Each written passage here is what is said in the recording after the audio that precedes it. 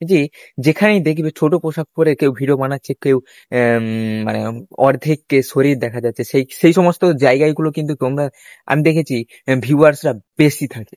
কেন? কেন ভাই? হ্যালো বন্ধুরা, সবাই কেমন আছো? আশা করি তোমরা সবাই ভালো আছো। আমিও আছি, কেমন কোনো রকমই কেটে যাচ্ছে দিনগুলো।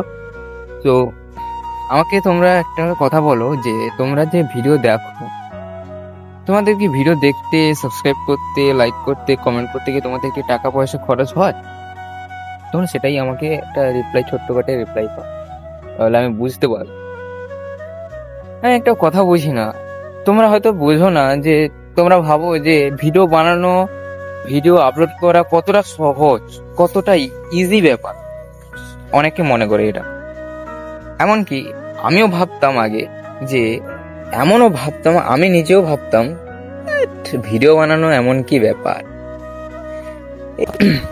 একটা ক্যামেরা ধরবো, ক্যামেরা ধরে জাস্ট দু কথা বলে দেব, হয়ে যাবে ভিডিও। কিন্তু সত্যি ভিডিও বানাতে কতটা কষ্ট হয় সেটা আমরা বুঝতে পারি। হ্যাঁ, আমরা জানি যে ভিডিও বানাতে কতটা কষ্ট করতে হয়, কিন্তু সেটা তো তোমরা হয়তো জানো না। তোমরা তো দেখো ভিডিও, যারা ভিডিও বানায় তারা বোঝে এর জ্বালা, যে ভিডিও বানাতে গেলে বা কত রকমের প্রবলেমে পড়তে হয় সেটা যারা বানায়, যারা ভিডিও বানায়, যারা ভিডিও তৈরি করে, তারাই একমাত্র বোঝে ব্যাপারটা। কিন্তু সেই ব্যাপারগুলো না সবাই বোঝে। কেন না? কারণ তাদের মধ্যে ওই ইন্টেনশনটা থাকে না যে কি কি প্রবলেম আসবে, কি কি প্রবলেম আসে না। সেই প্রবলেমগুলো আমি তোমাদেরকে বলি।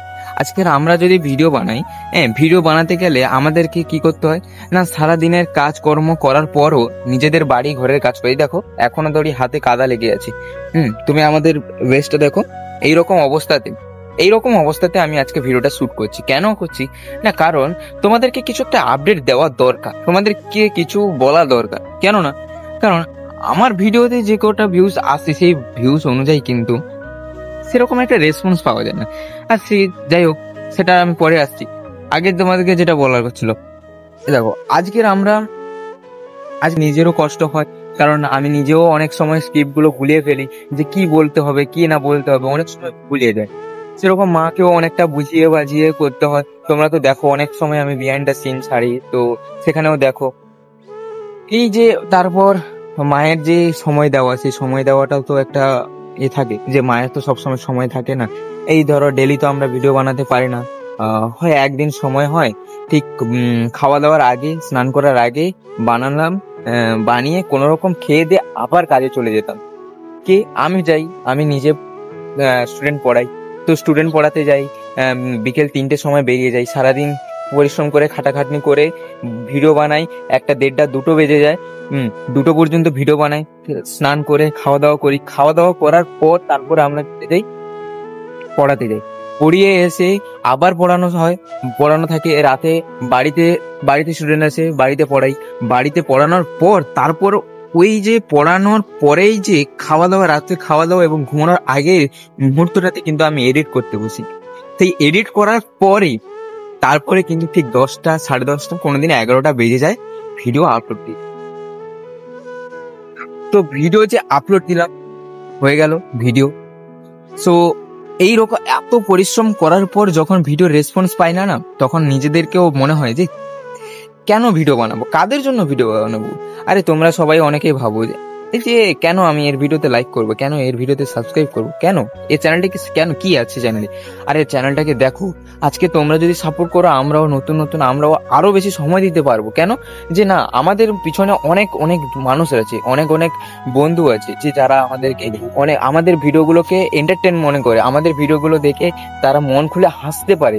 সেটাই তো আমরা চেষ্টা করি। তোমরা যদি আমাদের ভিডিও দেখো, রেসপন্স দাও, তাহলে কিন্তু আমরাও তোমাদেরকে সেইভাবে খুব খুব বেশি ভাবে রেসপন্স দেওয়ার চেষ্টা করি।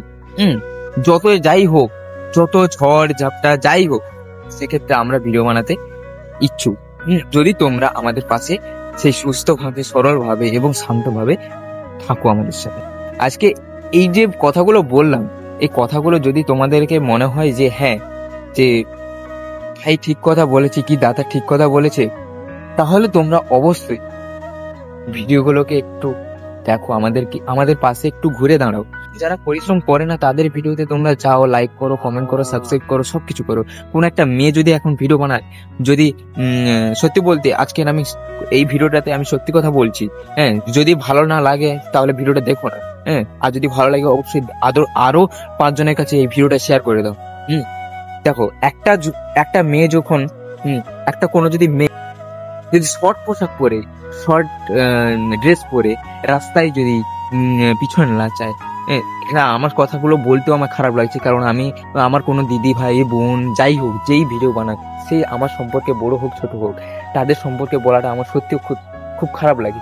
যাই হোক, তবুও একটা রিয়েলিটি যেটা, যে যেখানেই দেখবে ছোট পোশাক পরে কেউ ভিডিও বানাচ্ছে, কেউ মানে অর্ধেক শরীর দেখা যাচ্ছে, সেই সমস্ত জায়গাগুলো কিন্তু আমি দেখেছি ভিউয়ার্সরা বেশি থাকে।